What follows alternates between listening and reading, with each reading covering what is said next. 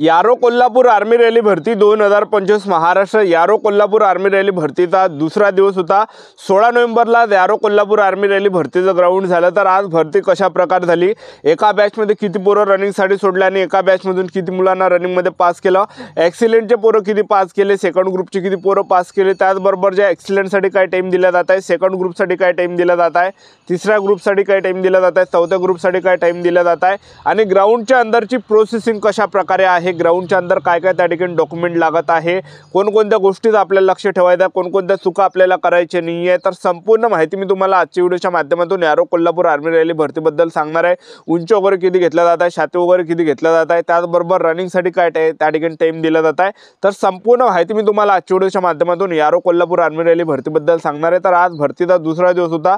16 नोव्हेंबरला आज ग्राउंड झालं। तर आज एका बॅचमध्ये किती पोरं घेतले, किती या ठिकाणी पास केले, एका बॅचमध्ये किती रनिंगसाठी सोडले, किती पास केले, याबद्दल तुम्हाला मेन सांगणार आहे। तर आजचा व्हिडिओ खूप महत्त्वाचा होणार आहे। व्हिडिओ शेवटपर्यंत बघा आणि व्हिडिओला आताच लाईक करा। नमस्कार विद्यार्थी मित्रांनो, माझी नोकरी कॉर्नर यूट्यूब चॅनलवर मी गोपाल अनखळे तुमचं सर्वांचं सहर्ष स्वागत करतो। तर मित्रांनो, व्हिडिओचा थंबनेल बघून तुमच्या लक्षात आलं असेल की आपला व्हिडिओ कोणत्या टॉपिकवर होणार आहे।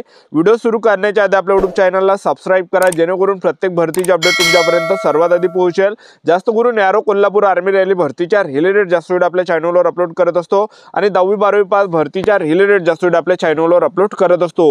व्हिडिओ सुरू करण्याच्या अगोदर सर्वांना एक रिक्वेस्ट आहे, तुम्ही आपला व्हिडिओ कोणत्या जिल्ह्यातून पाहून राहिले हे नक्की कमेंट बॉक्समध्ये सांगा, जेणेकरून मला सुद्धा अंदाज लागणार आहे की आपला व्हिडिओ कोणकोणत्या जिल्ह्यापर्यंत पोहोचू राहिला। तर पहा विद्यार्थी मित्रांनो, यारो कोल्हापूर आर्मी रॅली भरतीचा दुसरा दिवस होता 16 नोव्हेंबरला। तर आज भरती कशा प्रकारे झाली, तर पहा विद्यार्थी मित्रांनो, ज्या विद्यार्थ्यांचा ग्राउंड 16 नोव्हेंबरला होता तर ते विद्यार्थी 15 नोव्हेंबर पासूनच या ठिकाणी ग्राउंडवर हजर होते।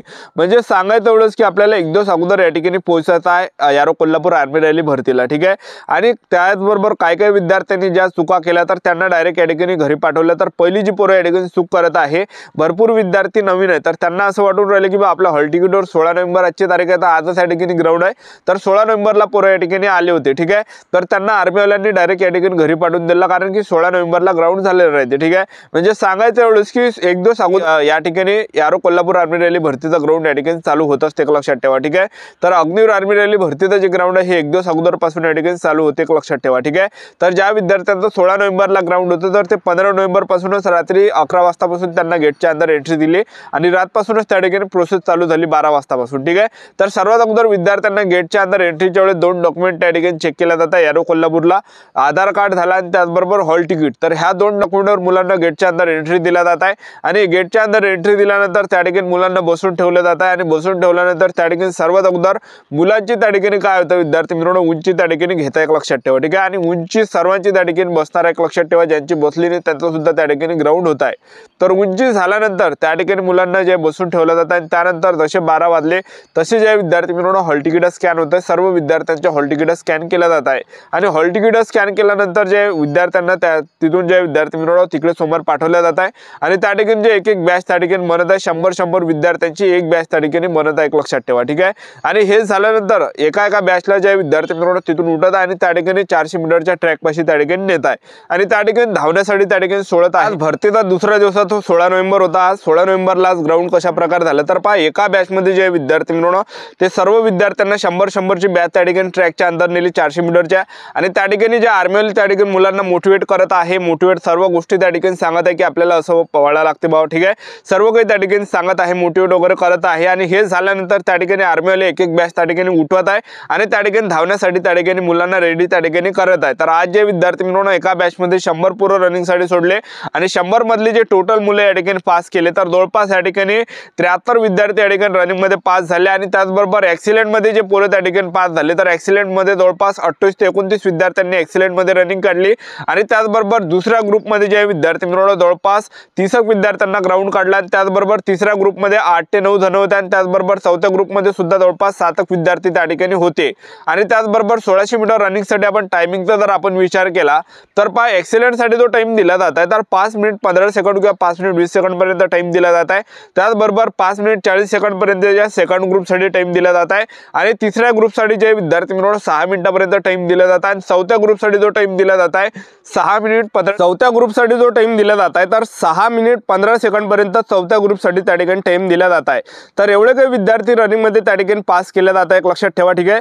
आणि ज्या विद्यार्थ्यांनी ग्राउंड काढलं तर त्यांना त्या ठिकाणी बसून ठेवल्या जात आहेत, त्यांच्या हातावर जे शिक्के वगैरे दिले जातात, ज्यांनी ॲक्सिडेंटमध्ये रनिंग काढली ॲक्सिडेंटचा शिक्का, सेकंड ग्रुपमध्ये रनिंग काढली सेकंड ग्रुपचा शिक्का, आणि हे झाल्यानंतर त्या ठिकाणी जे विद्यार्थी रनिंगमध्ये फेल झाले तर त्यांना जे विद्यार्थी मिळवणं तिथून गेटच्या बाहेर त्या ठिकाणी केलं जात आहे। आणि ज्या विद्यार्थ्यांनी रनिंग काढली त्यांना जे एक स्लिप त्या ठिकाणी लिहून घेतलं जातं त्यांच्यापासून नॉर्मली फॉर्म आहे। तर हे सर्व झाल्यानंतर त्या ठिकाणी मुलांना काय होतं की लॉंग जंपसाठी त्या ठिकाणी नेलं जात आहे। लॉंग जंप झाला, त्याचबरोबर झिगझॅग झालं, आपली लॉंग जंप आणि झिगझॅग जरी पडली नाही तरी सुद्धा आपल्याला दुसरा चान्स भेटते, त्यात फेल आपण होत नाही, लक्षात ठेवा, ठीक आहे। आणि हे झाल्यानंतर आपलं काय त्यामध्ये 10 पुलअप्स आपल्या त्या ठिकाणी घेतल्या जात आहेत। 10 पुलअप्स त्या ठिकाणी काढल्यानंतर मुलांना बसून ठेवलं जात आहे। त्यानंतर जे विद्यार्थ्यांच्या त्या ठिकाणी उंची वगैरे घेतल्या जात आहे, उंची 168 सेंटीमीटर लागत आहे जीडीला, त्याचबरोबर 76 सेंटीमीटर फुगून 5 सेंटीमीटर आपल्या यामध्ये भरली पाहिजे, आणि वजन 50 किलोच्या वरतं असलं पाहिजे, ठीक आहे। 50 किलोच्या जर खाली असेल तर अपात्र आपल्याला या ठिकाणी केला जाणार आहे, लक्षात ठेवा। तर आपलं थोडं जरी 1 किलो जरी आपलं वजन कमी असेल तर केळं सोबत नाही, एखादा डझन केळं वगैरे नाही, रनिंग ग्राउंड झाल्यानंतर रनिंग काढल्यानंतर तुम्ही केळं वगैरे त्या ठिकाणी खा, जेणेकरून एखादा किलो आपलं वजन त्या ठिकाणी भरणार आहे आणि तिथं आपण त्या ठिकाणी वजनामध्ये क्वालिफाय त्या ठिकाणी होणार आहे, लक्षात ठेवा। तर हे झाल्यानंतर त्या ठिकाणी मुलांचं काय होतं, रातभर त्या ठिकाणी डॉक्युमेंट व्हेरिफिकेशनची प्रोसेस त्या ठिकाणी चालत आहे। तर डॉक्युमेंट व्हेरिफिकेशनला कोणकोणते लागत आहे, डॉक्युमेंटवर हॉल तिकीट तर लागतच आहे, आधार कार्ड लागत आहे, 10वीचं मार्कशीट, 10वीचं बोर्ड सर्टिफिकेट, 12वीचं मार्कशीट, 12वीचं बोर्ड सर्टिफिकेट, टीसी झालं, टीसी जर आपल्याजवळ नसेल तर शाळा सोडल्यात दाखला म्हटलं जातं त्याला, शाळा सोडल्यात दाखला जर नसेल तर कॉलेजमधला बोनाफाईड न्या, कास्ट सर्टिफिकेट नाही तर डोमेस्टिल नाही तर, त्याचबरोबर पोलीस व्हेरिफिकेशन त्या ठिकाणी लागत आहे पोलीस स्टेशनमधलं, ठीक आहे। त्याचबरोबर जे आपल्याला अनमॅरिड सर्टिफिकेट न्यायचं आहे, त्याचबरोबर जे विद्यार्थी मिळवणं सरपंचाचा रहिवासी दाखला, पोलीस पाटलाचा रहिवासी दाखला, आणि त्याचबरोबर आपल्याला 40 फोटो सोबत न्या, फोटो त्या ठिकाणी लागत आहे, कारण की ग्राउंड काढल्यावर फोटो जास्त लागत आहे। आणि हे झाल्यानंतर नोटरी सुद्धा आपल्याला लागत आहे। तर नोटरी आपल्याला वकिलाच्या घरी जाऊन या ठिकाणी करायची आहे। तर तुम्ही म्हणसाल की बाबा मी या ठिकाणी तहसीलमध्ये जाणार नोटरी करण्यासाठी, तर ते चालणार नाही आहे, तहसीलमधली नोटरी चालणार नाही। तर आपल्याला ज्या वकिलाच्या घरी जायचं आपापल्या जिल्ह्यामध्ये नोटरी करा, तुम्ही कोणत्याही जिल्ह्यातले असाल, यारो कोल्हापूरमधले तर आपल्या जिल्ह्यामध्ये तुम्ही नोटरी करा, बाकी कोल्हापूरला गेले तर काही अडचण त्या ठिकाणी होत नाही, ठीक आहे। पण नोटरी तुम्हाला या ठिकाणी करायची आहे, नोटरी या ठिकाणी कंपल्सरी आपल्याला आहे। नोटरी वकिलाच्या घरी जायचं आणि त्याला म्हणायचं नोटरी करून दे, तर तो तुम्हाला बरोबर नोटरी करून देते, 100 रुपयात नोटरी तुम्हाला भेटून जाते, ठीक आहे। तर एवढे काही डॉक्युमेंट या ठिकाणी अग्निवीर आर्मी रॅली भरतीमध्ये यारो कोल्हापूरला या ठिकाणी लागत आहे। आणि हे जे मी तुम्हाला डॉक्युमेंट सांगितलं आहे तर हे ओरिजिनल तो डॉक्युमेंट लागतच आहे, पण प्रत्येकीच्या 2-2 झेरॉक्स आणि आर्मीवाले त्या ठिकाणी 1-1 झेरॉक्स त्या ठिकाणी मुलांपासून घेत आहे आणि ओरिजिनल डॉक्युमेंट त्या ठिकाणी तपासत आहे। ओरिजिनल डॉक्युमेंट घेत नाही आर्मीवाले, फक्त ते नाव वगैरे पाहते की याचं नाव बरोबर आहे का, काही चुकीचं आहे काय, ठीक आहे।